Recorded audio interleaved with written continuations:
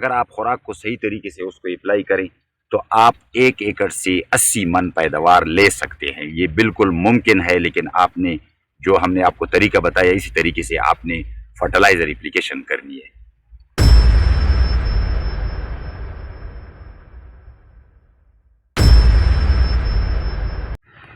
बिस्मिल्लाहिर्रहमानिर्रहीम।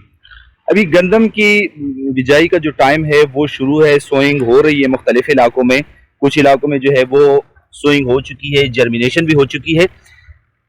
गंदम के प्रोडक्शन के हवाले से क्यों प्रोडक्शन पाकिस्तान में कम है, पर एकड़ प्रोडक्शन जो है वो क्यों कम है, कुछ इंतहाई ज़रूरी बातें हैं जिन पे हमारे फार्मर भाई जो हैं, ज़मींदार भाई जो हैं वो अमल नहीं करते। नॉर्मली जो जितने भी ज़मींदारों को मैंने देखा है वो क्या करते हैं कि सोइंग के वक्त वो डीएपी और यूरिया को जो है वो मिक्स करके डालते हैं। नॉर्मली प्रैक्टिस ये कि 1 एकड़ पे 1 बोरी डीएपी और 1 बोरी यूरिया जो है वो हम इस्तेमाल करते हैं। अब यूरिया का जो इस्तेमाल है तो यूरिया को जो है वो हम ज़ाया कर रहे हैं, उससे वो फ़ायदा हम वो नहीं उठा रहे हैं जो होना चाहिए। असल में यूरिया के इस्तेमाल का वक्त कौन सा है, किस वक्त भी यूरिया जो है वो अपनी फसल में जो है वो इस्तेमाल करनी चाहिए ताकि ज़्यादा से ज़्यादा पैदावार जो है हम हासिल कर सकें। अगर ये तरीका हम इख्तियार करें तो हमारी जो पैदावार है वो 50-60 मन 70 मन फी एकड़ तक जो है वो पहुंच सकती है, लेकिन अगर इन बातों पे हम अमल करें। और इस तरह एक तो ये कि हमें फर्टिलाइज़र की भी बचत होगी और उसके अलावा जो है हमारी फसल को उसका फ़ायदा भी जो है वो मैक्सिमम पहुंचेगा। तो यूरिया के इस्तेमाल का तरीक़ेकार और डीएपी के इस्तेमाल का तरीक़ेकार, इस पे हम आज बात कर रहे हैं। और बात करेंगे हम सॉइल साइंटिस्ट, सॉइल केमिस्ट जनाब जाहिद इकबाल साहब से, और वो हमें बताएंगे कि यूरिया का ख़ास तौर पर गंदम में उसका इस्तेमाल किस तरीके से करना चाहिए ताकि वो जो फसल है वो उससे भरपूर फ़ायदा उठा सके और पर एकड़ पैदावार जो है वो ज़्यादा से ज़्यादा हासिल हो। औज़ुबिल्लाहिमिनश्शैतानिर्रजीम, बिस्मिल्लाहिर्रहमानिर्रहीम। आज हम अपने ज़मींदार भाइयों को खादों के इस्तेमाल के बारे में बताएंगे। जो मेन 2 खादें हैं, एक डीईपी जो फास्फोरस का सोर्स है और एक यूरिया है। फार्मर भाई खाद इस्तेमाल करते हैं, जिस तरह हम कहते हैं 1 एकड़ जो है उस पर 1 बोरी यूरिया और 1 बोरी डीईपी, लेकिन तरीका इस्तेमाल में वो कुछ गलतियाँ करते हैं। तो उसके बारे में हम ये अब आपसे बात करेंगे कि कौन सी गलतियाँ फार्मर करते हैं। एक तो फार्मर ये गलतियाँ करते हैं कि जब अभी जो सोइंग हो रही है तो फार्मर भाई ये करते हैं कि यूरिया और डीईपी को आपस में मिक्स करते हैं। गंदम की बुआई से पहले वो उसमें ब्रॉडकास्ट करते हैं, उसमें पेंग देते हैं, उसके बाद गंदम की सोइंग करते हैं। ये तरीका गलत है। ये तरीका पहले था। इसमें 2 नुकसानात हैं। एक नुकसान ये है कि आपके खाद जो हैं वो ज़ाया होते हैं, उसकी जो खुराक है वो गंदम को पूरी नहीं मिलती, उसमें जो घास होते हैं उसको ज़्यादा मिलती है। दूसरा इसका नुकसान ये है कि वो जो गंदम का पौधा है, गंदम की फसल है, वो उसको ले नहीं सकता। उसको क्यों नहीं ले सकता? सबसे पहले मैं आपको तरीका बताऊंगा कि आप लोगों ने जब गंदम की बुआई ड्रिल के ज़रिए करनी है तो किस तरह करना है। आपने गंदम और जो फास्फोरस खाद है, इसमें डीईपी है, एनपी है, उसको आपस में मिक्स करें। उसको जब आपस में मिक्स करेंगे तो यूं ही इधर पे दाना नीचे गिरता है ज़मीन में, तो दाने के साथ डीईपी के जो दाने हैं वो भी इधर गिरते हैं। वो बिल्कुल सीड के साथ इस तरह गिर जाते हैं। जहाँ पे सीड डाला जाता है ड्रिल से, उसी टाइम पे आपको डीईपी के जो वो हैं वो भी इधर गिरते हैं। ये तरीका बिल्कुल सही है। उसकी वजह यह है कि जो फास्फोरस एलिमेंट है, जो मेन खुराक का ज़रिया है जड़ों के बनाने के लिए, तो वो उसके साथ नीचे करीब होता है इधर।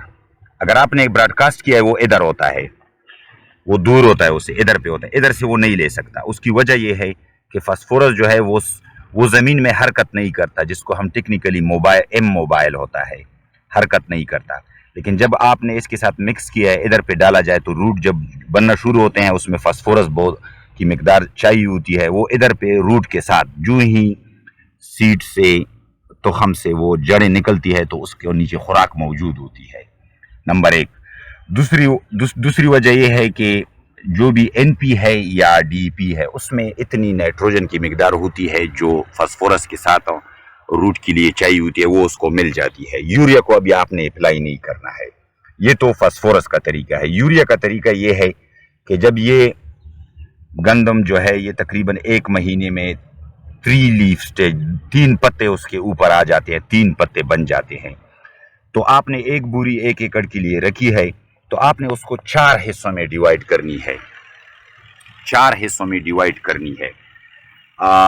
तकरीबन वो 16 किलो 16 3 18 वो तकरीबन 4 हिस्सों में आप डिवाइड करें तो वो तकरीबन 12 किलो या 12.5 किलो इस तरह आती है।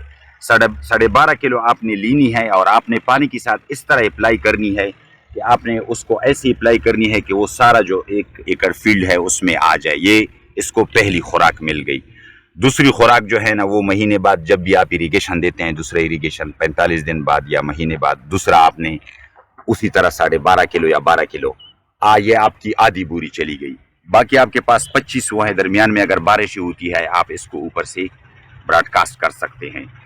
चौथी जो खाद आपने देनी है जो स्पाइक निकलते हैं, स्पाइक निकलने से पहले स्पाइक का वो बन जाता है, स्पाइक अभी निकले नहीं होते हैं, ये आपका यूरिया का डोज इस टाइम पे ख़त्म हो गया।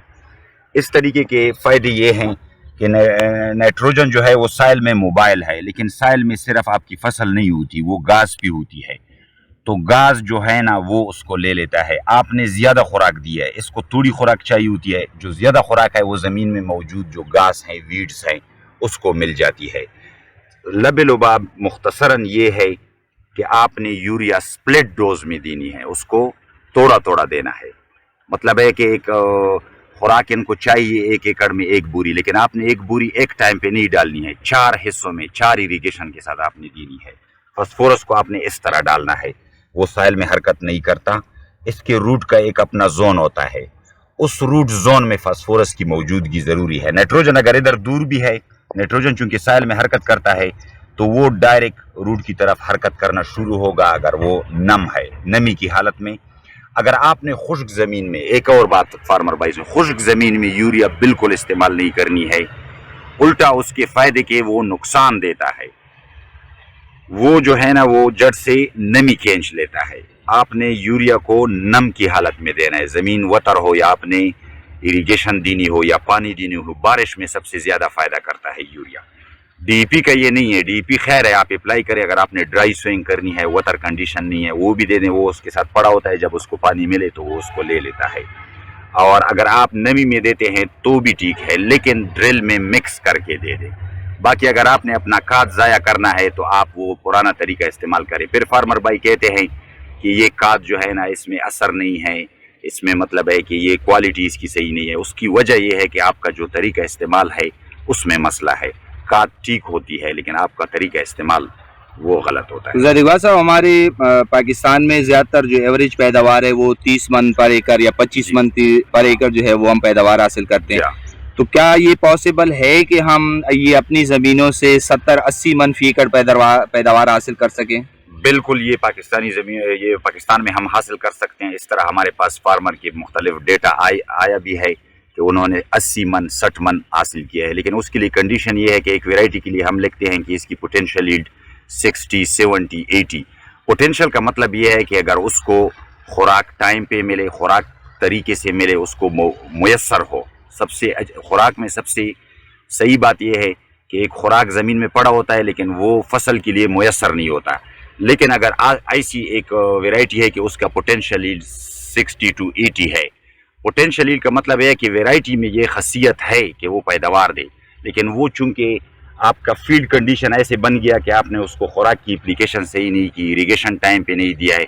अगर आप खुराक को सही तरीके से उसको अप्लाई करें तो आप 1 एकड़ से 80 मन पैदावार ले सकते हैं। ये बिल्कुल मुमकिन है, लेकिन आपने जो हमने आपको तरीका बताया इसी तरीके से आपने फर्टिलाइज़र एप्लीकेशन करनी है।